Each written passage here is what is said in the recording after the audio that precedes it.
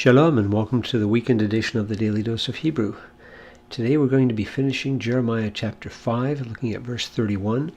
This long chapter has brought a long series of indictments and accusations by the Lord against his people, explaining the reasons why he is bringing correction and punishment against them. And verse 30 and 31 sort of tie the whole thing up. And we saw in verse 30, a very short verse, the Lord had said, "An appalling and horrific thing has happened, has come about in the land." And what was that appalling and horrific thing? Well, that's what we're going to see here in verse 31. So let's go ahead and read the text in Hebrew as we get started. Ha-navi'im nib'u v'sheker v'ha-kohenim yirdu al yadehem. Ve'ami ahavu ken, uma ta'asu le'aharita. So we have this, the prophets, there's your article there, and just your plural of a nabi, prophets. And what have the prophets done? Well, they prophesied. So this is perfect. This is third common plural. This is a nifal from our regular verb, naba, meaning to prophesy. I put it in parentheses because you remember we don't find it in the cow, but we usually find it in the nifal, like is the case here, or in the hithpael. And the nun you see here at the very beginning is actually the nun of the prefix of the nifal, and the nun of the root verb there is actually in this dagesh right here. It's been assimilated into the dagesh. So the prophets have prophesied by, there's your beit of instrument, sort of by what means, by the, and it's interesting we find the article here, by the lie, sheker. Now this is a very common word in Jeremiah actually. It's in the whole Old Testament we find it about 112 times, but 37 of those 112 we find it in Jeremiah, so that's basically about a third. And in Jeremiah's theology, the lie is anything that puts our trust or confidence in something other than God himself. It's the idolatry. It can be trusting in false hopes, false confidences, alliances, military alliances. Anything that's contrary to God and his word himself is considered part of the lie in Jeremiah. A very strong word that he uses over and over and over again all through his book. So they prophesied by the lie. And there's your article again, priest, kohenim. So there's just a plural of kohen, which is a priest. And what have the priests done? Well, here, yardu, we have an imperfect. It's an imperfect. It's going to be a third masculine plural. It's a cow from the verb rada. And the final hey is dropped off there. Now, one thing to notice is we have a perfect up in this part and an imperfect over here, which so that sort of tells us that with these two lines being parallel in Jeremiah's speech, there's not a whole lot of distinction. I mean, we're looking at the past here, we're looking at sort of the future here, but both of these sort of gravitate to an ongoing present. They're describing what has been and what continues to be the case for the people. Now, what does Rada mean? Well, Rada means to have dominion, to rule. It can be in a good sense, like what we see in Genesis, to have rule over the creation and to take care of it, to be a good manager of it. But can also have a negative connotation to it as well, to dominate or even to oppress. Now, the priests have oppressed or have ruled literally over their, here's your there right here, hands, over their hands. Well, now we got a little question here. How do we understand the al? Is this sort of an instrumental by means of, through the instrument of their hands? It's not the usual way of expressing it. And who is the there? Some commentators think that the there is referring back to the prophets. In other words, the priests rule according to their hands, the authority given to them by the prophets. In other words, the priests do the prophet's bidding. The false prophets tell the priests what to do, and the priests do it. That's possible. It's a little ambiguous. It's not clear just from the grammar here if that's really the case. It could also be the there referring to the priests themselves. So the priests rule on the basis of, upon their hands on the basis of their own authority, because hand is being used in that sense of authority probably here.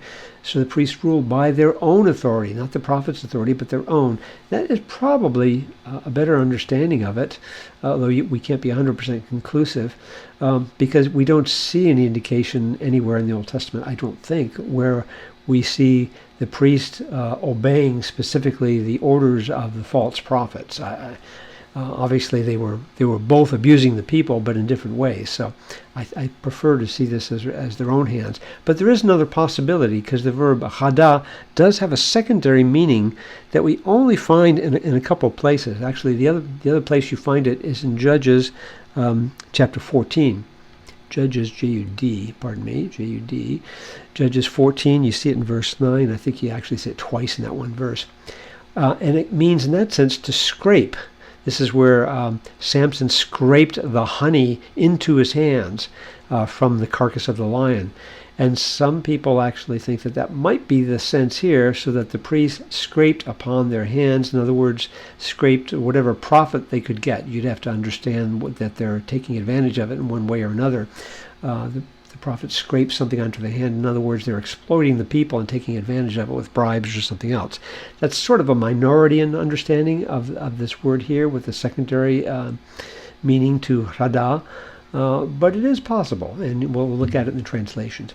And then finally we come down to this concluding line, and my people, there's with our suffix, my people have loved, this is just a perfect third common plural, cow from ahav.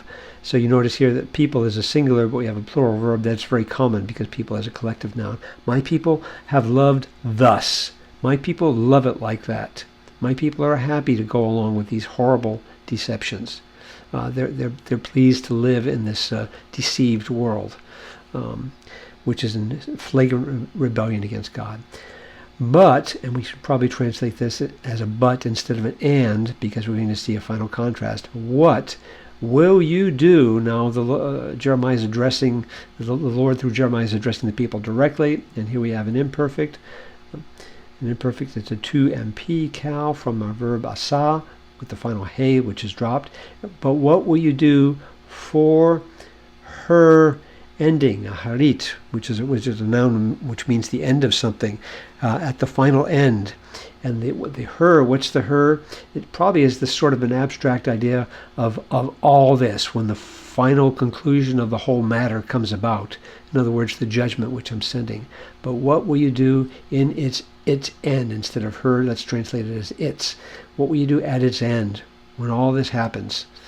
You think it's a great system right now, but boy, when the judgment finally comes, well, how are you going to handle that? So let's go ahead and hide our work here and look at a couple of translations on this. First of all, in the ESV, which is fairly straightforward, the prophets prophesy falsely by the lie. I almost prefer the by the lie with a capital L. Some translations would actually use for lie over here. But falsely is okay, and the priests rule at their direction. See, the ESV has left this a little ambiguous. And the priests rule at their direction, at whose direction? At the prophet's direction? It seems to go that way a little bit in the ESV, but though it could be the priests rule at their own direction. That's a possibility too, but it's ambiguous, but so is the Hebrew text. So I'm okay with the ESV translation. My people love to have it so, but what will you do when the end comes? So that's pretty straightforward. Excuse me. Then the New Jerusalem Bible, the prophets prophesy falsely, and the priest exploit the people. Now, this makes me think that the translators in the New Jerusalem Bible may have taken this secondary sense of rada in terms of scrape, and in other words, taking advantage to scrape onto the hands, to exploit, to take bribes or something else, taking advantage of the people. The priests exploit the people, or taking the sacrifices for their own benefit and for their own their own profit. And my people love it. But when the end comes, what will you do? So pretty much there. And then one final one from the Message, Eugene Peterson's paraphrase, which is obviously very strongly a paraphrase, but he kind of gets to it here. So let's look what he says. Prophets preach lies, prophesy by the lie, and priests hire on as their assistants. So he's interpreted their assistants. He's on their hands as referring back to the prophets. The priests do what the prophets tell them, so to speak. And my people love it. They eat it up. Obviously, that's expanding this out in quite a paraphrase. But what will you do when it's time to pick up the pieces? This is a very expansive paraphrase, but it does get probably the right idea. What are you going to happen when the end comes, when it's time to pick up the pieces and the judgment does come? So not a translation, but you get the idea of what's happening here. The Lord has spelled out clearly to his people the reasons for the coming judgment. He had spelled it out in Deuteronomy. He spelled it out over and over through the prophets and directly through Jeremiah. And yet we're going to see the people continue to harden their own hearts against what the Lord would have them to say, would have them to do. So, well, check back with us soon as we begin chapter 6 in our weekend edition of the Daily Dose of Hebrew. Shalom.